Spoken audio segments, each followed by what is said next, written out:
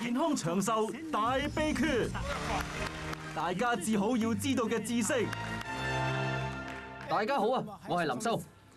今集嘅節目首先就由呢個主題開始啦。我想請問大家喺平時嘅日常飲食入面會用到邊一種食油啊？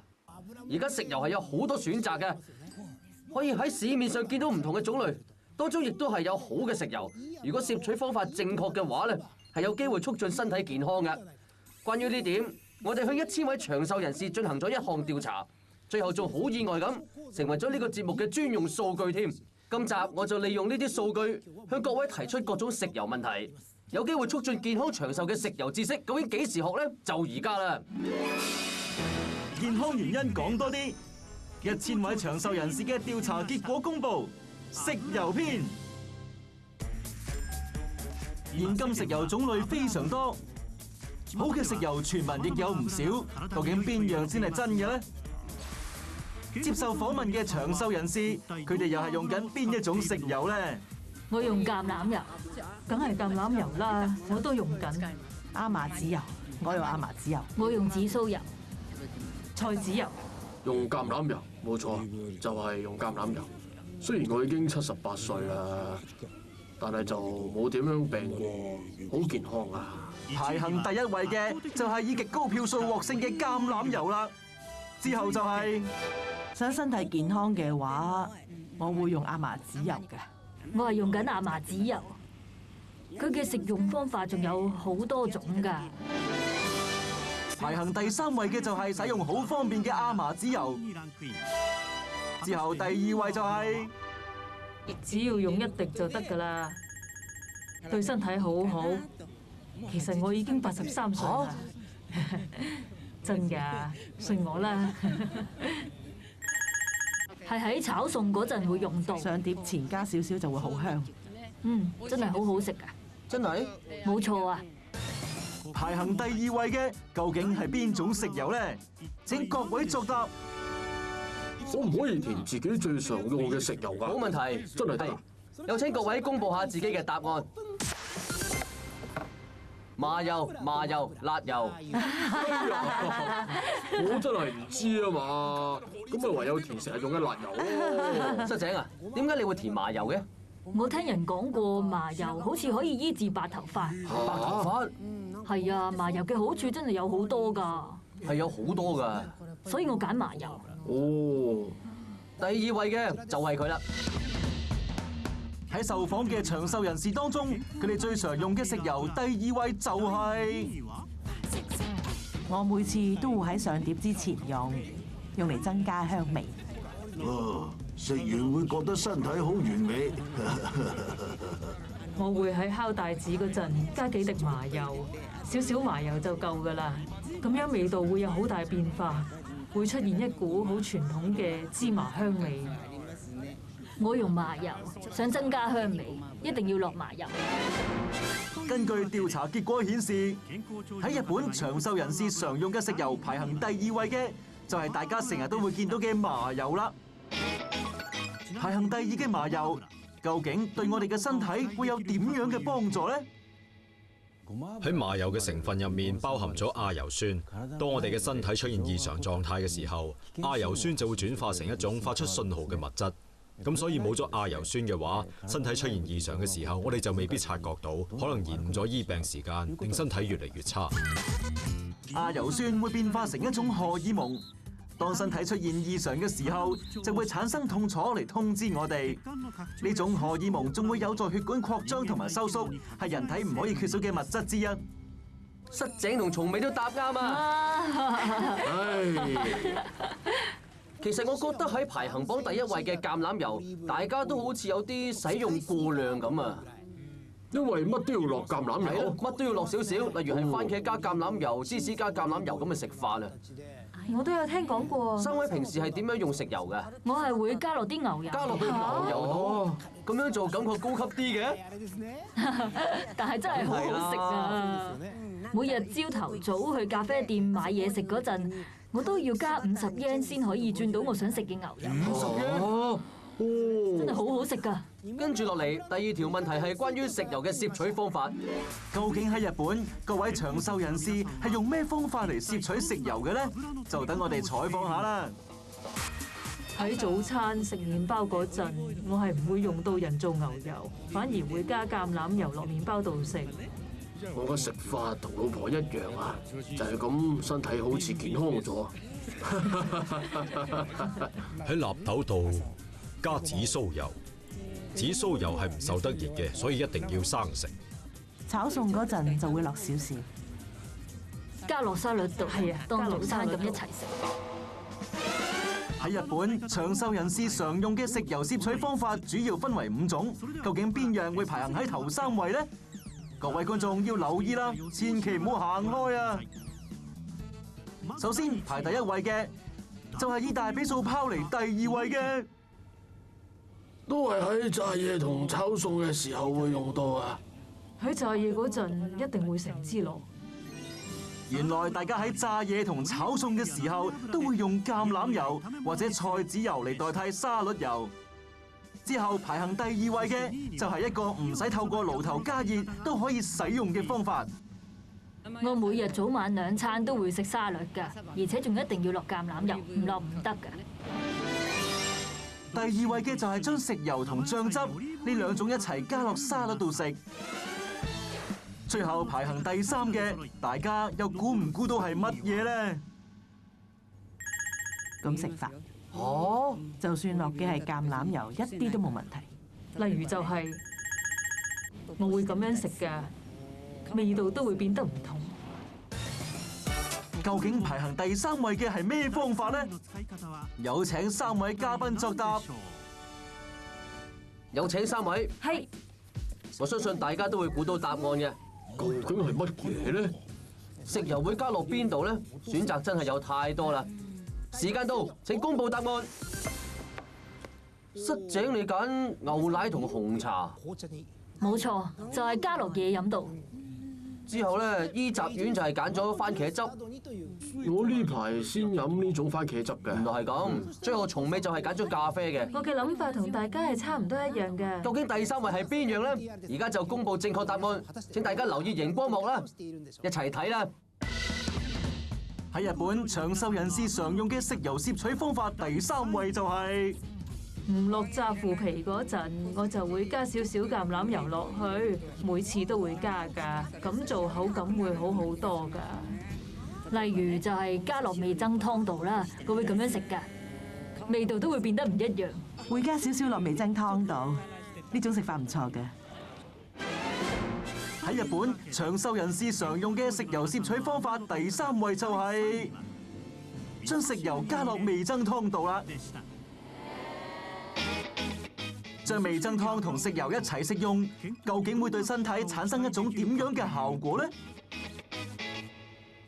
將橄欖油加落去味噌湯度嘅話，有機會彌補到喺味噌入面唔足夠嘅油酸，進一步提升營養價值。喺味噌湯入邊基本上係冇油酸㗎，加入食油增加油酸，有機會預防動脈硬化，同埋有助改善便秘。大家答錯晒啦！納豆加橄欖油呢種食法我都有食過，真係幾好食㗎。所以之後就會諗下，如果加落味噌湯度，都應該冇問題。我覺得年紀比較大嘅長輩，佢哋嘅好奇心亦都比較大嘅，成日會諗到啲新食法，所以先會有咁嘅結果。我嘅諗法比較保守，所以唔會諗咧可以加落味噌湯度，頂多係番茄汁。呢種味噌湯食法咧，實在太過驚喜啦！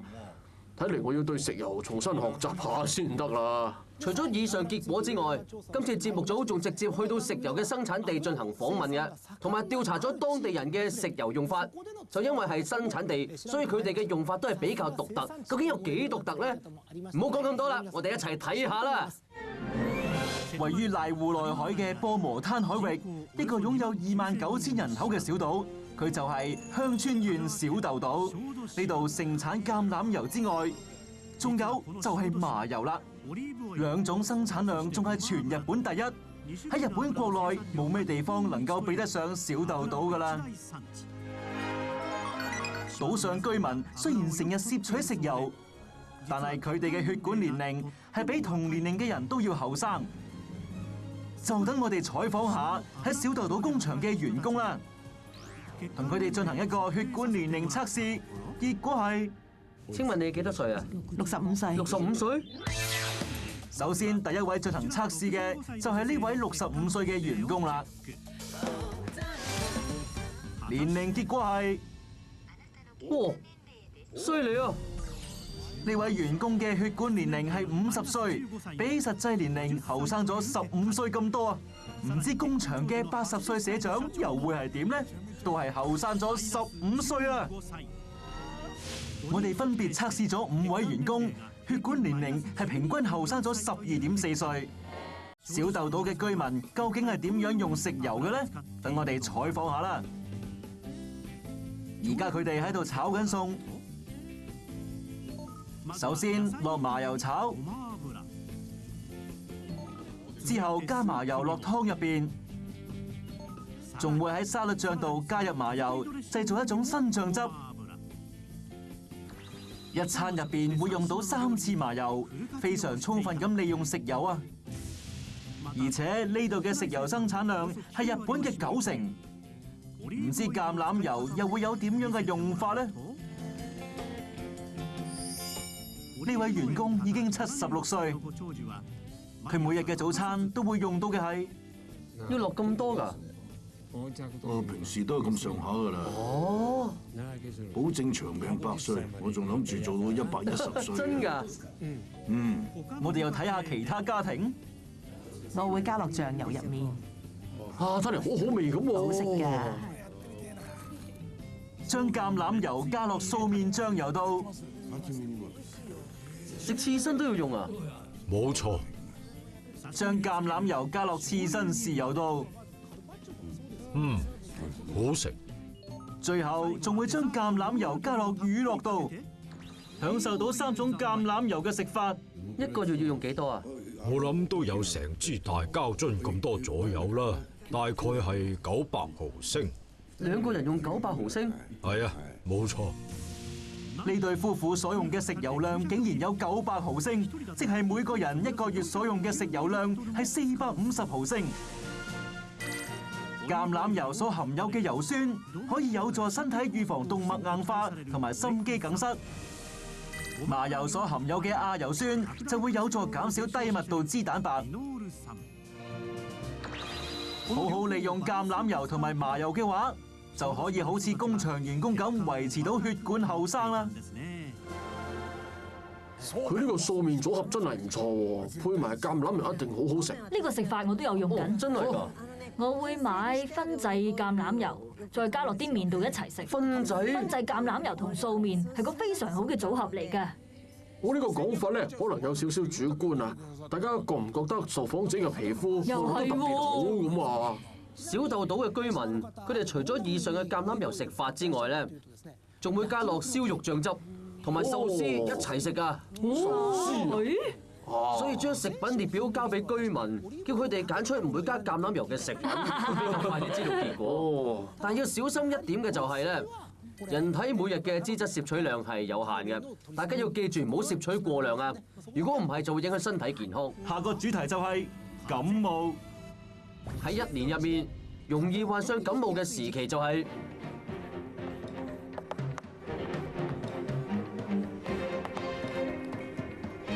11月同埋12月，大人細路都要非常小心嘅時期，例如係發燒同埋感冒，大家一定要好小心啊！今集就要喺度介紹下預防方法啦，就係日本100位人氣醫生嘅個人預防方法，從預防到擊退都逐一為你介紹，各位觀眾千祈唔好錯過啊！我唔介紹自己啦，請大家直接睇下呢啲資料先，係統計咗日本每個月有幾多人患上感冒嘅數據。喺11月開始，人數就急增。感冒唔係應該喺最凍嘅2月先比較大機會患上嘅咩？冇錯啊，唔係咁凍都會好容易患上感冒嘅。講開又講啊，我行醫已經有30幾年啦，從來都冇試過因為感冒而請病假。冇患過感冒嘅醫生，佢哋平日係做緊點樣嘅預防嘅咧？同埋有點樣嘅擊退方法咧？聽講唔使錢就可以實行到，介紹立即開始。呢次我哋向100位專門治療感冒嘅醫生做咗一個關於感冒預防同醫治方法嘅調查，同時亦都可以了解一下佢哋日常生活嘅習慣。之後我哋綜合咗各位醫生嘅結果，做咗一個排行榜俾各位嘉賓同觀眾參考。我作為醫生，都覺得有好多地方值得學習，大家都要留意啊！而家就為大家公佈頭7位嘅預防方法。首先排第7位嘅就係呢個預防方法同早餐有關係㗎，只係用某種家庭電器可能就整到嘅料理，方法好簡單。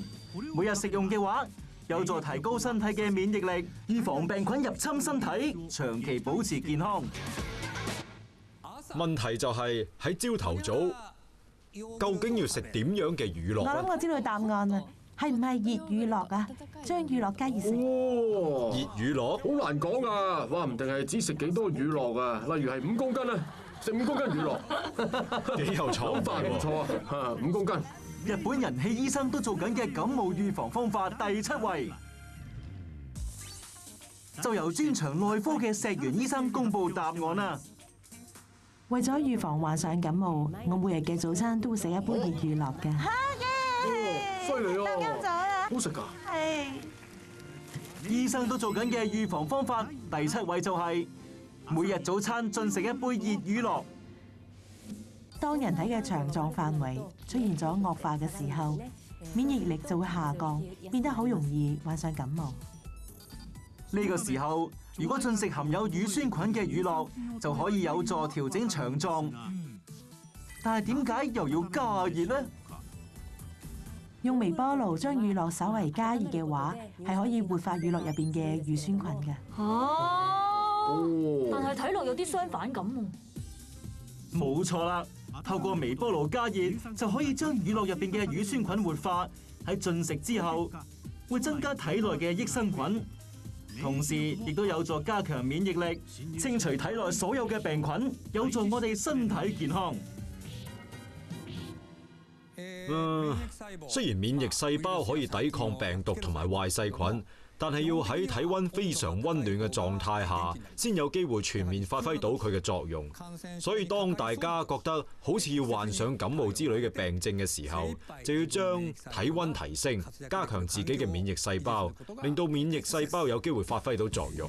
但係當我哋瞓覺嘅時候，身體因為長時間冇喐過，所以會令到體溫下降。究竟第2日瞓醒嘅時候，體溫會下降幾多呢？我哋邀請咗1男1女分別進行測試。首先要喺前一晚確認體溫，佢哋嘅體溫一樣都係36.5度。之後就進入睡眠時間，瞓到第2日朝早8點鐘再確認一次體溫。結果係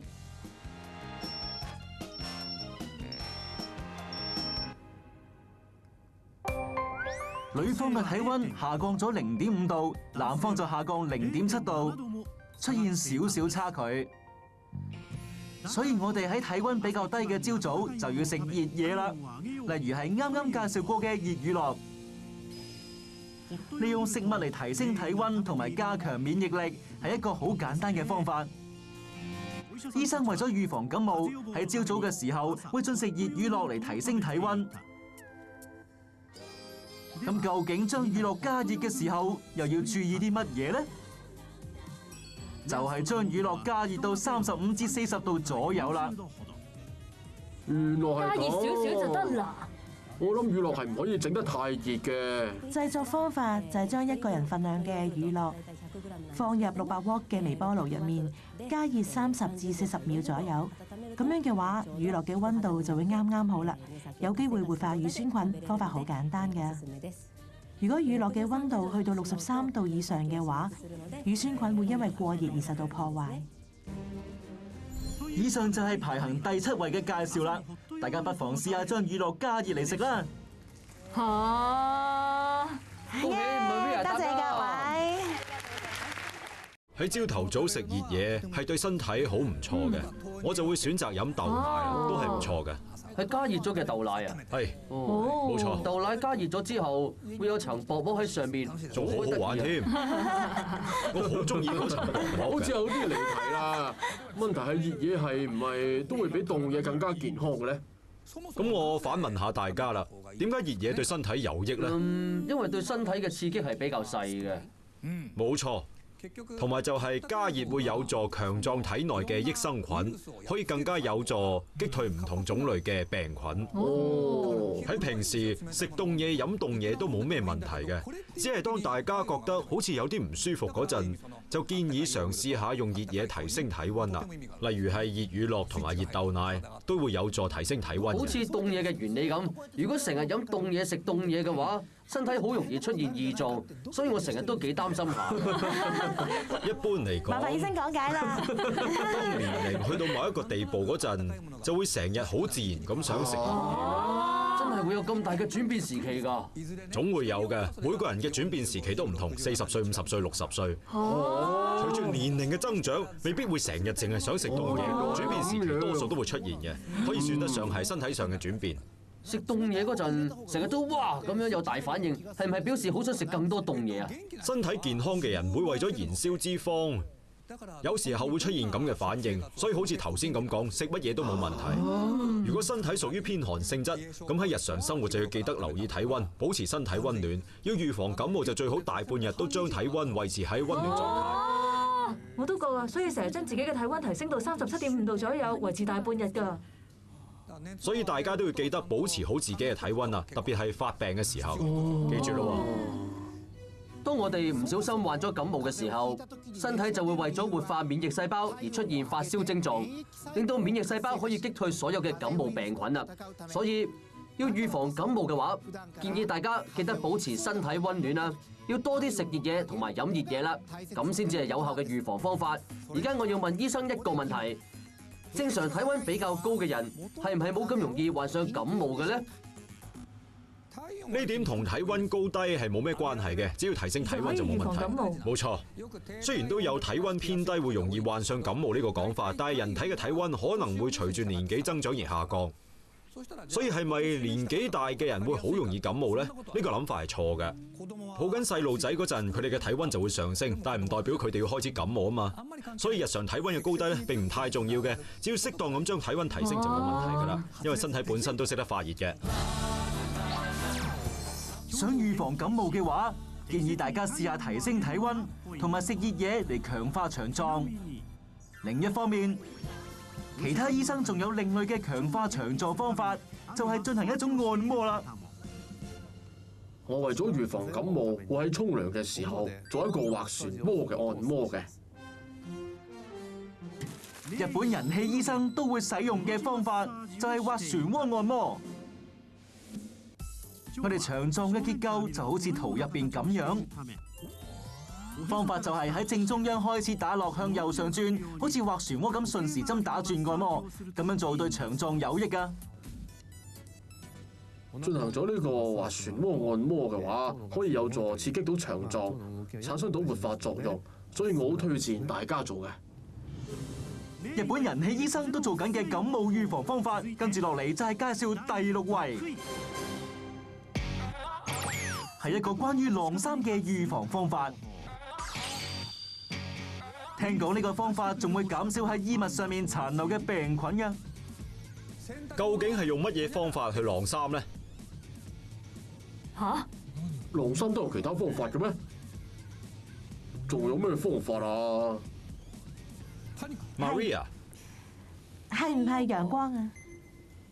哦，睇嚟大家都贊成。究竟啱唔啱呢？製作組整咗一個採訪片段，等我哋睇下。日本人氣醫生都做緊嘅感冒預防方法第6位。金津醫生出版過好多關於預防感冒嘅書，麻煩佢公佈答案啦。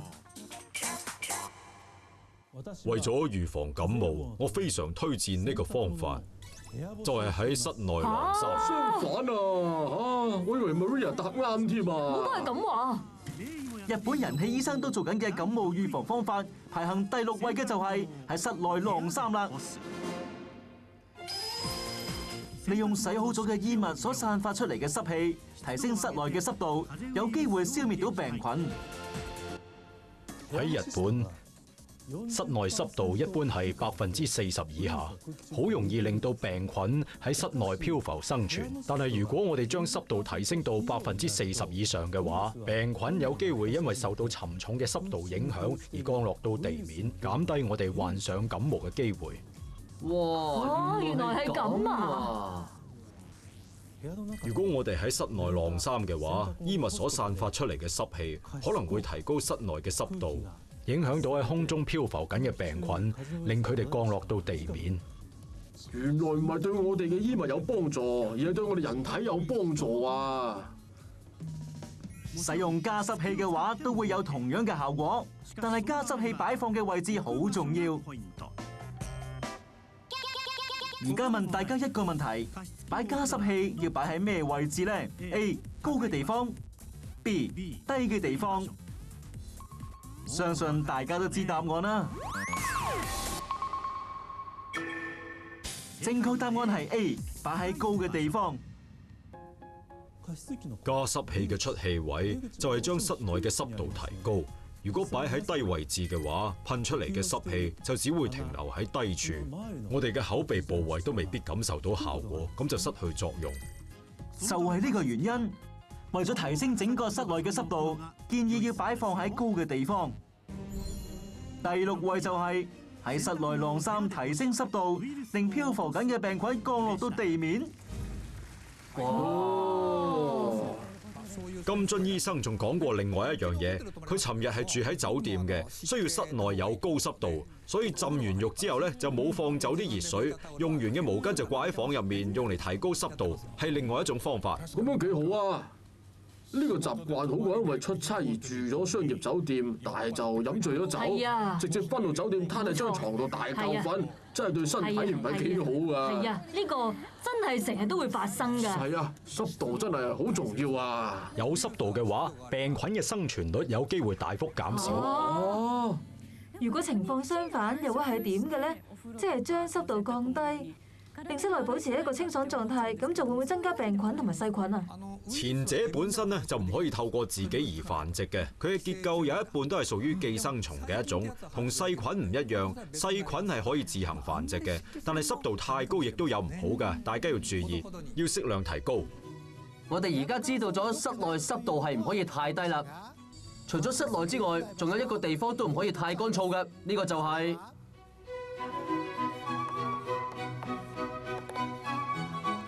我哋嘅口腔啦。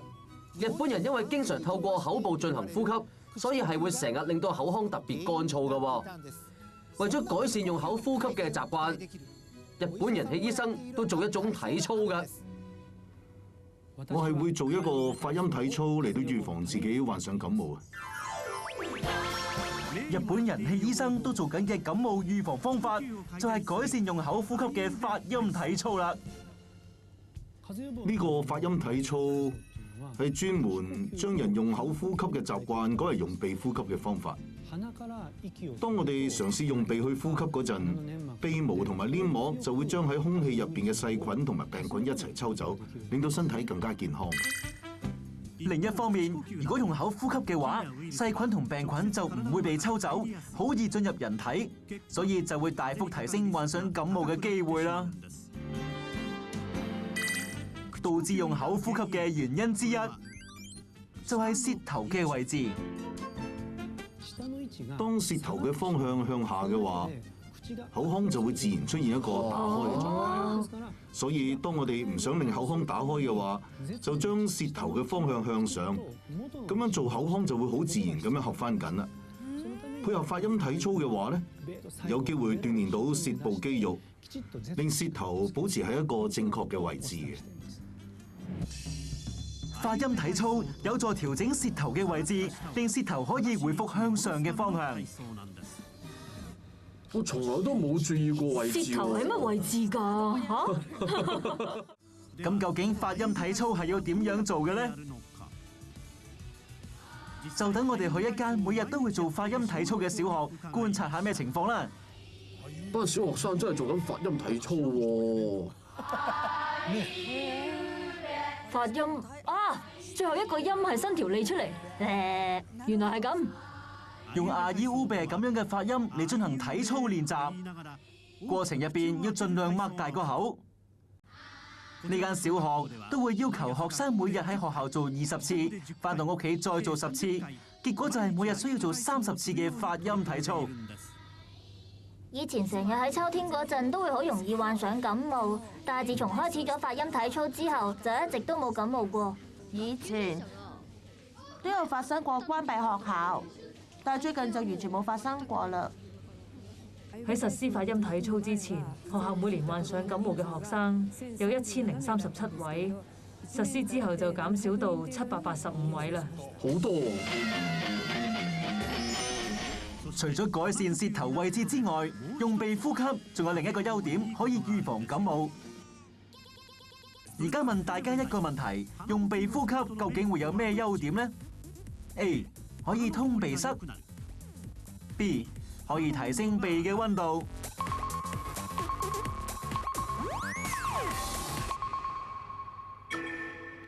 正確答案就係 B 可以提升鼻嘅溫度。進行發音體操係會有助提升鼻嘅溫度。舌頭入邊包含咗好多血液，所以我哋嘅舌頭係好溫暖嘅。然後當舌頭不停觸碰到上顎嗰陣咧，鼻嘅溫度就上升㗎啦。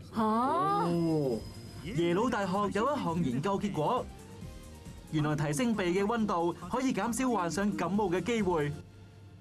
當鼻嘅溫度係出現偏低嗰陣咧，就會為身體帶嚟影響。喺人體入邊，負責調節免疫力嘅白血球分佈喺體內每個角落，所以鼻道都會有白血球嘅。鼻嘅溫度出現偏低嘅時候，可能會影響到白血球，令到免疫力下降，失去咗本來嘅作用。咁樣病菌就會好容易透過鼻嚟到入侵身體，仲會令到身體未必察覺到病菌嘅存在，冇辦法向我哋發出呢個警告信號嘅。以上就係發音體操嘅介紹啦。我覺得深呼吸係對人體好重要嘅，關鍵就係呼吸方法。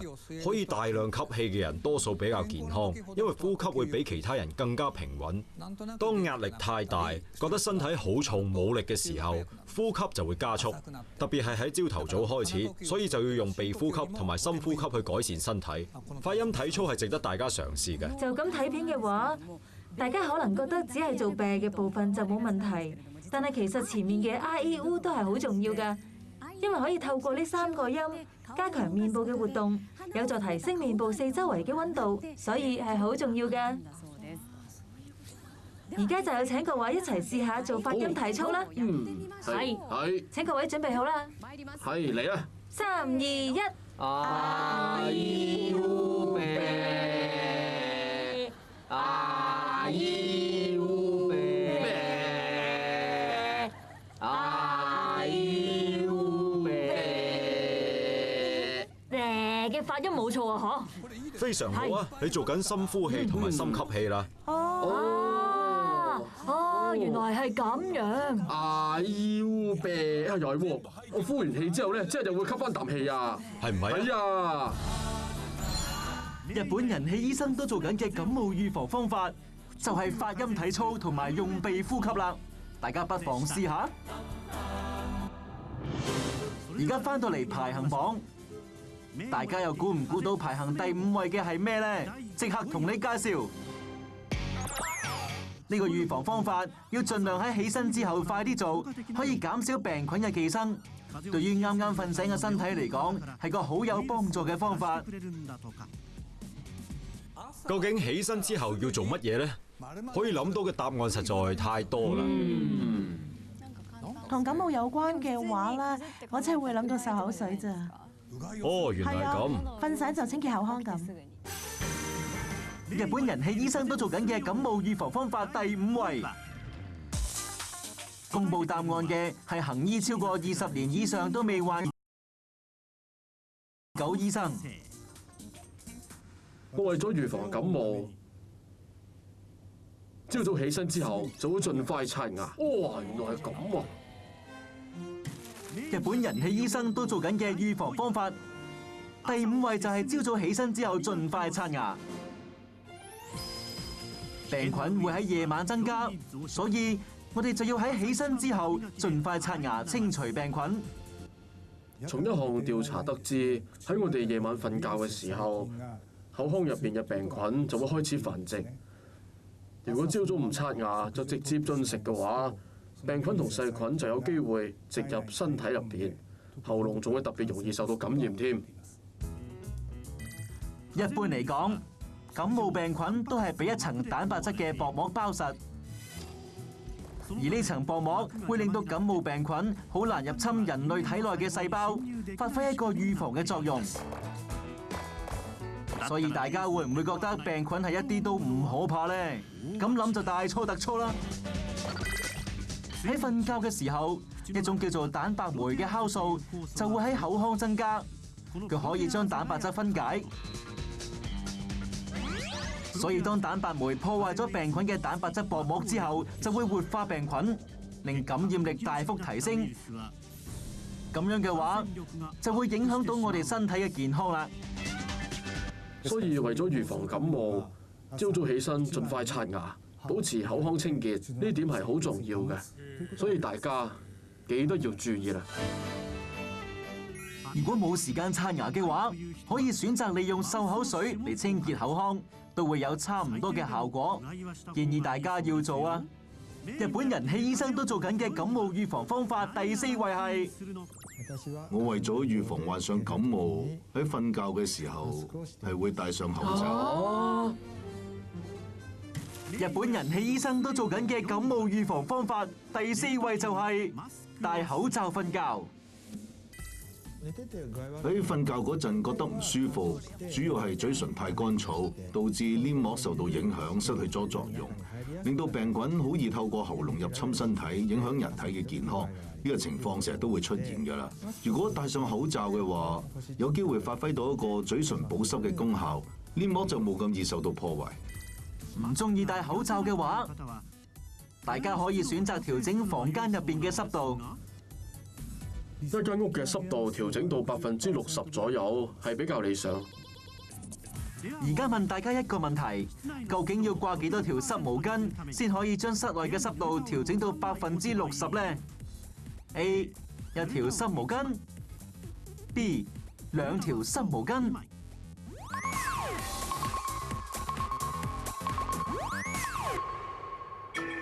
正確答案係 A 一條濕毛巾。如果係大約110尺嘅房，放一條濕毛巾就已經好足夠，可以將濕度提升到60%左右，維持到1晚。一條就夠？日本人氣醫生都做緊嘅感冒預防方法，呢個就係第7位到第4位嘅結果啦。日本人氣醫生都做緊嘅感冒預防方法第3位就係佢食緊嘅係肉類嘅餸。原來肉類配合另一種食材一齊進食嘅話，有機會提升到免疫力同埋體溫，防止感冒入侵我哋嘅身體。就等呢位細倉醫生嚟公佈係咩方法啦。我為咗預防患上感冒，係會食薑汁燒肉嘅。日本人氣醫生都做緊嘅感冒預防方法，第3位就係食薑汁燒肉啦。好多醫生都會推薦嘅料理就係薑汁燒肉。醫生都會特別推薦嘅薑汁燒肉，生薑配合豬肉可以出現雙重效果，免疫力同體溫同時提升，一石二鳥。生薑入邊嘅薑汁就有一個提升體溫嘅功效，所以將生薑煮成料理進食嘅話，可以有助我哋預防感冒，係一個非常好嘅食材嚟㗎。當薑汁進入腸臟嘅時候，就會刺激胃部同埋腸部，產生一個發熱作用。然後輪到豬肉，究竟會有咩作用呢？豬肉含有豐富嘅維他命 B1，維他命 B1有助維持體內嘅免疫系統，所以係一種唔可以缺少嘅營養素。如果缺乏維他命 B1 嘅話，免疫力就會下降，感冒病菌就會好容易入侵體內，影響身體嘅健康㗎啦。維他命 B1 嘅作用就係維持免疫系統嘅功能，令到免疫系統發揮到自己嘅功效，預防病菌入侵身體，所以都幾重要㗎。有助提升體溫嘅生薑，再加擁有維他命 B1 嘅豬肉，煮埋一齊成為薑汁燒肉，就可以為身體提供2個效果，真係一石二鳥啊！睇嚟薑汁燒肉真係好受歡迎喎，不如將薑汁燒肉直接引入日本醫療保險度啦，我諗都唔錯啊！冬至學就有個問題啦。好似泡菜鍋咁樣嘅辣料理，會唔會有助預防感冒呢？大家又知唔知啊？食緊辣嘢嗰陣就會不停出汗，我就會好自然覺得呢點好健康，就係咁啦。出咗汗就唔可以外出啊，會凍親㗎。雖然出汗係好嘅，但係就唔可以咁樣外出。唔可以㗎，要抹乾晒啲汗先可以出去。